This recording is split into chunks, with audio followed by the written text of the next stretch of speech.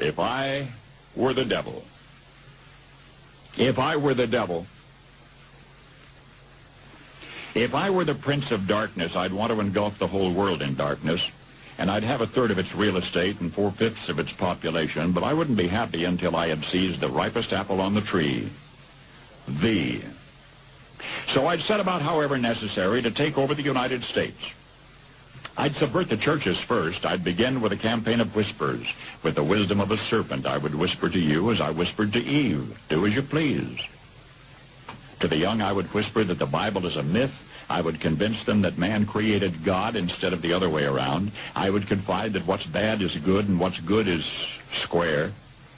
And the old I would teach to pray after me, Our Father, which art in Washington. And then I'd get organized. I'd educate authors in how to make lurid literature exciting so that anything else would appear dull and uninteresting. I'd threaten TV with dirtier movies and vice versa. I'd peddle narcotics to whom I could. I'd sell alcohol to ladies and gentlemen of distinction. I'd tranquilize the rest with pills. If I were the devil, I'd soon have families at war with themselves, churches at war with themselves, and nations at war with themselves, until each in its turn was consumed.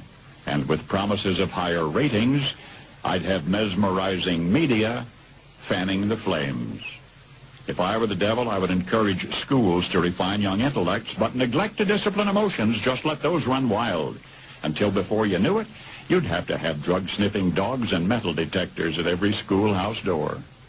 Within a decade, I'd have prisons overflowing. I'd have judges promoting pornography.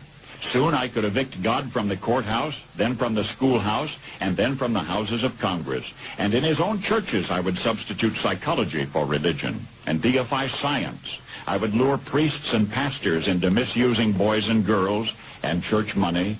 If I were the devil, I'd make the symbol of Easter an egg and the symbol of Christmas a bottle.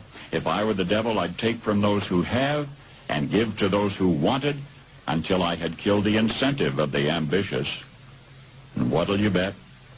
I couldn't get whole states to promote gambling as the way to get rich.